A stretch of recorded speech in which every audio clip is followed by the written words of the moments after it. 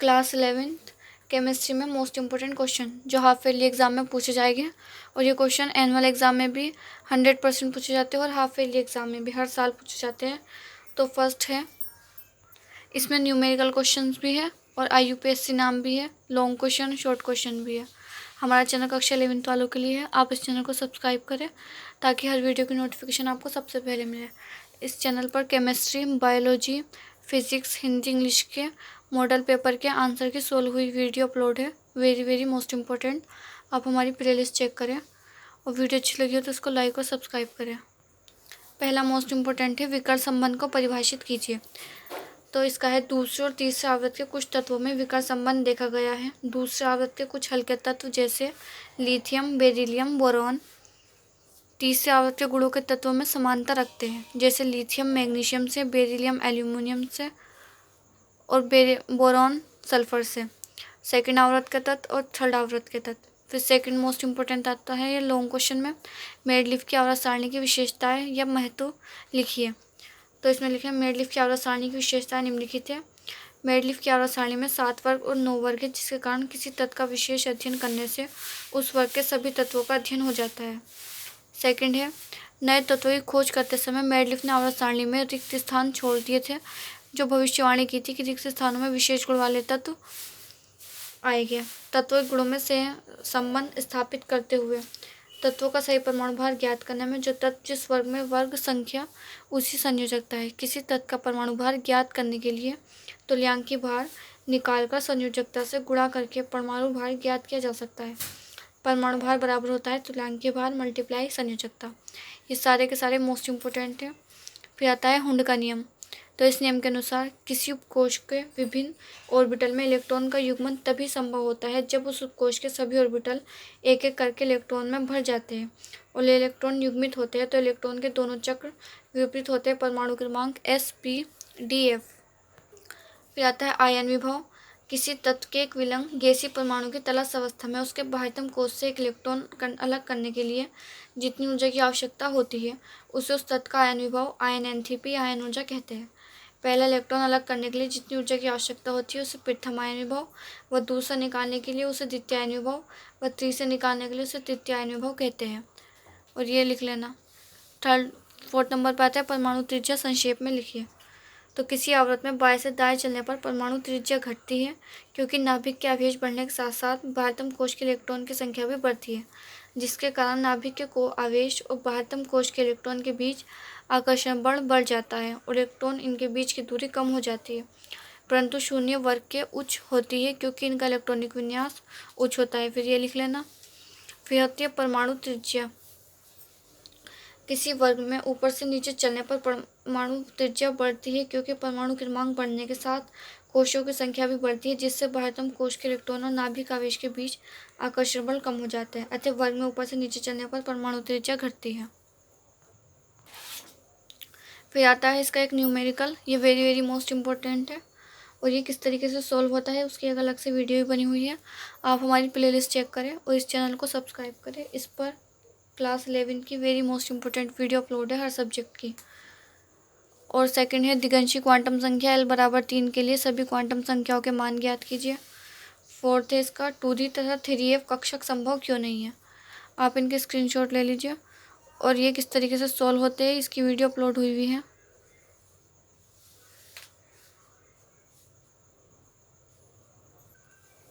फिर आता है चुंबकीय क्वांटम संख्या को परिभाषित कीजिए।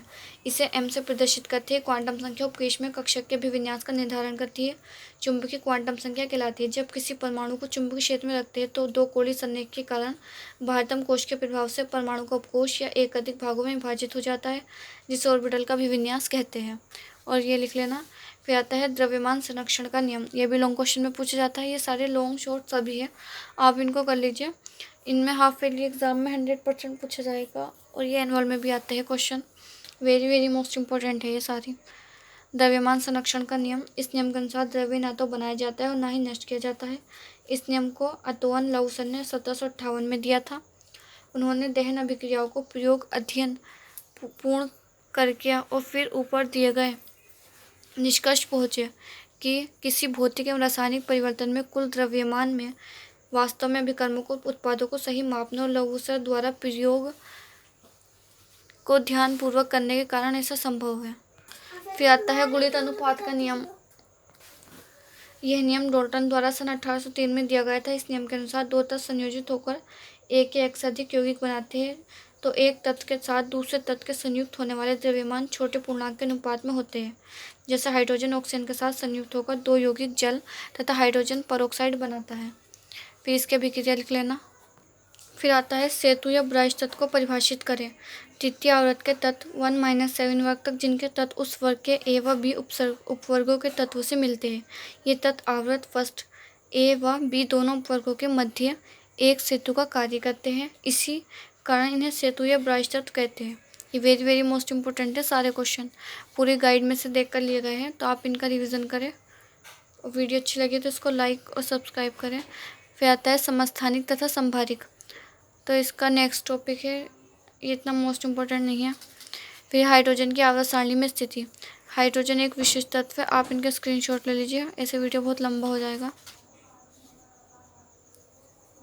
फिर आता है इसका मूल अवधारणाओं को परिभाषित करें। किसी पदार्थ का एक मोल उसकी वह मात्रा है जिसमें उतने ही कण उपस्थित होते हैं जितने C12 ग्राम के 12 ग्राम में परमाणुओं की संख्या होती है। इससे यह स्पष्ट है कि किसी पदार्थ के एक मोल में कणों की संख्या सदैव समान रहती है, चाहे पदार्थ कोई भी हो। एक मोल में कणों की वह संख्या अत्यंत महत्वपूर्ण है जिसमें किसी पदार्थ की वह मात्रा जिसमें पदार्थ के 6.023 × 10⁻23 मोल कण उपस्थित है। फिर आता है मोलरता की परिभाषा लिखिए। किसी विलयन के प्रति लीटर में घुले विलय पदार्थ की ग्राम मोलों में संख्या उस विलयन की मोलरता कहलाती है। इसे हमसे प्रदर्शित करते हैं। इसके बाद आते हैं न्यूमेरिकल क्वेश्चन। और यदि आपको किसी और क्वेश्चन की या सब्जेक्ट की वीडियो चाहिए तो आप हमें कमेंट बॉक्स में लिखना, यदि सही विकल्प की और IUPAC नाम की। अब इसका वेरी मोस्ट इम्पोर्टेंट न्यूमेरिकल जो आता है वो यो है 0.1980। इसको ऐसे पढ़ा जाता है पॉइंट के बाद ग्राम कार्बनिक पदार्थ के दहन से। 0.3960 ग्राम CO2 और 0.1620 H2 ज्ञात हुआ है। इसे 1620 ऐसा पढ़ा जाएगा, ज्ञात हुआ है। यौगिक में कार्बन और हाइड्रोजन की प्रतिशत मात्रा ज्ञात करो। ये वेरी मोस्ट इंपॉर्टेंट है। इन न्यूमेरिकल क्वेश्चन की अलग से वीडियो बनी हुई है, आप हमारी प्ले लिस्ट चेक करें। और यदि इनके क्वेश्चंस की और वीडियो चाहिए आपको सॉल्व होगी तो आप हमें कमेंट बॉक्स में लिखना। सेकंड ये है, ये वेरी वेरी मोस्ट इम्पोर्टेंट है, जो हर साल एग्ज़ाम में पूछा जाता है, हाफ ईयरली में भी और एनुअल एग्ज़ाम में भी। इसमें यौगिक का प्रतिशत संगठन ज्ञात करना है। फिर आता है कार्बनिक यौगिक वाला, तो आप इनके स्क्रीनशॉट ले लीजिए अब तो कि ये कौन सा क्वेश्चन है। और इन क्वेश्चन को करने के लिए इन फार्मूलों की ज़रूरत पड़ेगी, तो आप इनको लिख लीजिए।